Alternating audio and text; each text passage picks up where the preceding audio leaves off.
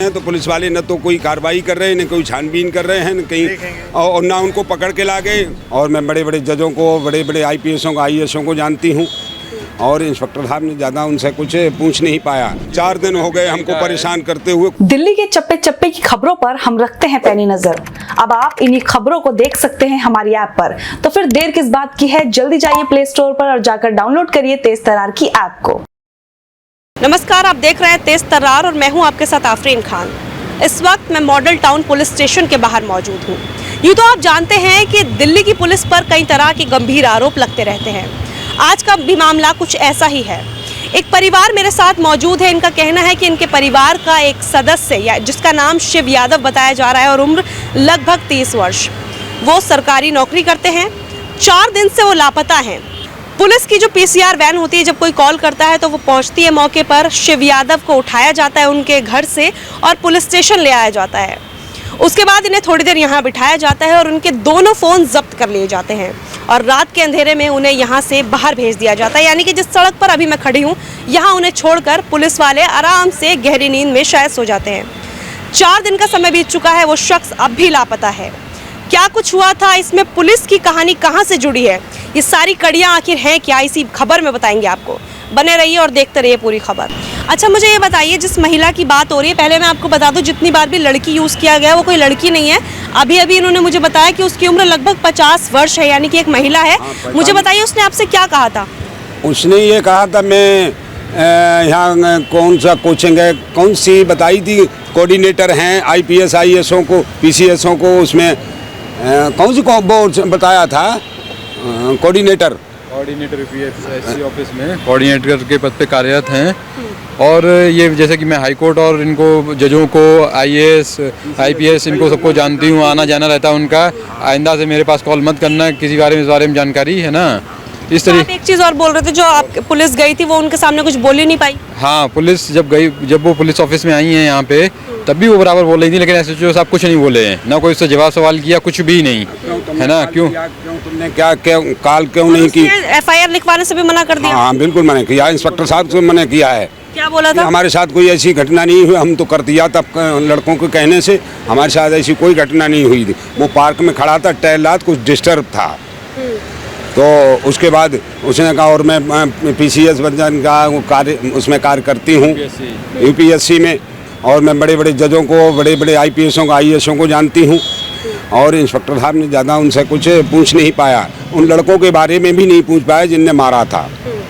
और उसके थी वो, हम लोग इतने दिन से परेशान हैं, लेकिन कुछ नहीं, बाकायदा बैठालना, एकदम नाश्ता चाय है ना, पुलिस वाले करवाते हैं। हाँ, पानी, उसको पानी, मैडम पानी, इस तरीके से। और हम लोग इतने दिनों से यहाँ पे हैं, लेकिन कुछ भी नहीं, कोई सहायता। मैडम के लिए चाय पानी सब आते हैं, आप लोगों को पूछा भी नहीं जाता? मैडम के लिए, मैडम उस दिन आई तो मैडम के लिए जो हेड कांस्टेबल जो विनीत है ना, उन्होंने तो मैडम पानी, कुर्सी बैठिए, और हम लोग पीड़ित जो हैं खड़े हैं, हमसे नहीं कहा जा रहा है, वो विनीत दीवान उसको बैठाल के कुर्सी पे पानी पिलवा रहा है, पानी ले आए, बैठिए। और तो हमको बड़ा ये बात खराब लगी है कि इनकी शायद कुछ मिला जुली है, और उसी ने ये सब उसकी निशादेही पे हुआ है इन लोगों की पे। आपके जो भाई है वो सरकारी नौकरी करते हैं? हाँ, सरकारी नौकरी डिपार्टमेंट DDA में है, JSA के पद पे। इससे पहले रक्षा मंत्रालय में थे, वहाँ से इस्तीफा दिया है। और भी 3 नौकरी, मतलब क्रिमिनल रिकॉर्ड तो नहीं होगा, जाहिर सी बात। और UPSC की तैयारी कर रहे थे साथ में, है ना। और इससे पहले CPO की परीक्षा भी पास की है ना, 3 बार SI की, है ना। तो आप लोग उनके साथ यहीं रहते थे या आप कहीं और से?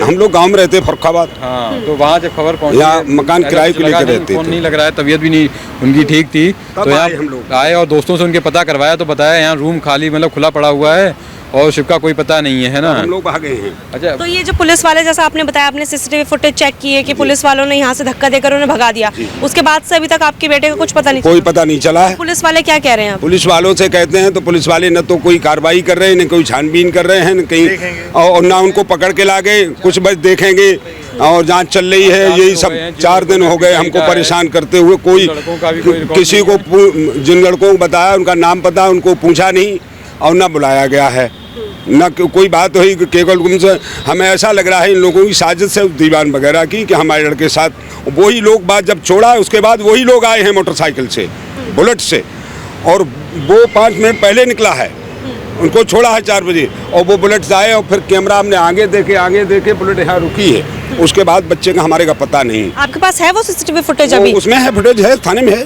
फोन में है आपके पास? फोन में तो नहीं, गेट से बाहर निकालने वाले गेट से हाँ एक है ना आपके पास? हाँ। तो देखिए जिस सीसीटीवी फुटेज की ये लोग बात कर रहे हैं वो आपको स्क्रीन पर दिखाते हैं। सबसे पहले आप ये सीसीटीवी फुटेज देखिए कि जिस तरीके से ये लोग बता रहे हैं कि किस तरीके से मॉडल टाउन ये थाना है और यहाँ की जो लापरवाही, जिस तरह से ये परिवार इल्ज़ाम लगा रहा है कि इस तरह से एक लापरवाही का मामला सामने आया। इनके बेटे को अरेस्ट किया गया, उसकी पिटाई की गई और उसके बाद उसे यहीं पर छोड़ दिया गया और यहाँ तक कि उसके जो दोनों फ़ोन हैं वो भी पुलिस वालों ने अपने पास ही रख लिए, जिस तरह से परिवार का आरोप है यहाँ पर। और उसके बाद उन्हें यहाँ से भेज दिया गया और अब 4 दिन का समय बीत चुका है। इसके बावजूद भी इनके जो बेटे हैं उनका कुछ भी पता नहीं चल पाया है और इस पूरी घटना के लिए जो परिवार है पुलिस वालों को ही यहाँ पर जिम्मेदार मानता है। अभी आप क्या कार्रवाई चाहते हैं? अब यही है कि दोषियों के खिलाफ कार्रवाई हो, जो भी दोषी हैं इसमें, और हमारा बच्चा हमको सुरक्षित मिले और नहीं तो उनके खिलाफ कार्रवाई हो, बस हम यही चाहते हैं। अभी आईओ कौन है आपके केस के? आईओ तो एक हेड कांस्टेबल कमल। अभी क्या किया है 4 दिन में उन्होंने? कुछ नहीं, कुछ भी नहीं किया। उनसे बात कर लीजिए आप, कोई कार्रवाई नहीं की, किसी से पूछताछ नहीं की। उन्हें ये नहीं देखा कहाँ कमरा खुला पड़ा है, उसका लैपटॉप है, ATM है, पैसे हैं और सारा सामान कीमती रखा। फिरौती के लिए कोई कॉल आया ऐसा कुछ? नहीं, ऐसा कुछ नहीं आया मैडम, ऐसा कुछ नहीं आया। तो जो भी लग रहा है आपको कि लापरवाही इन लोगों की, इन्होंने ऐसे छोड़ दिया? हाँ, इन्होंने ऐसे ही छोड़ दिया। और जिन लड़कों ने इनको पीटा था अभी तक उनका कोई नहीं पता, और PR में जो उनके साथ आए थे उनका भी इनके पास कोई रिकॉर्ड नहीं, उनका भी नहीं पता है कौन थे उन्हीं, जबकि उन्हीं लोगों ने मारा है ना।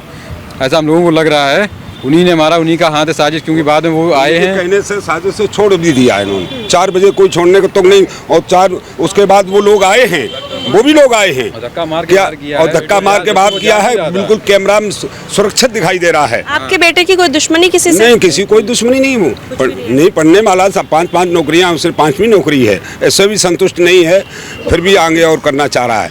ऐसा कहीं नहीं, और क्रिकेट वगैरह का बड़ा खिलाड़ी था ना, ऐसा कुछ। हमने सुना था कि जिस दिन वो गायब हुए उससे पहले उन्होंने शराब का कुछ नशा किया था, इस बात में कोई सच्चाई? ना, कोई सच्चाई नहीं है वो। ये कतई सच्चाई नहीं, कतई बिल्कुल ये झूठ है। ये तो जो भी कह रहे हैं वो गलत कह रहे हैं, मामले को गुमराह करने के लिए ऐसा कह रहे हैं। हाँ, ऐसा कह रहे हैं। बुखार जरूर उसको आया, मेरी बात हुई थी तो कि पापा बुखार आ गया है, हमने दवा ले लिया और ऑनलाइन 700 रुपये पेमेंट कर दिया है। लेकिन दवा खाने के बाद क्या डिस्टर्ब हुआ क्या नहीं हुआ, थोड़ा दिमाग उसका गड़बड़ हुआ, तो मतलब कमरा से बाहर निकला है सड़क पे तो कुछ बड़बड़ा रहा था, तो लोगों ने सोचा कि वो वहाँ और लोग निकल आए हैं कि ये बड़बड़ा क्यों रहा है, तो वो उसका दिमाग में गर्मी चढ़ गई थी तो वो बड़बड़ा रहा था, भीड़ इकट्ठी हो गई। तो उसी में इस महिला ने फ़ोन किया और अपने कुछ आदमी बुला के और उसको 4-5 लड़कों से पिटवाया।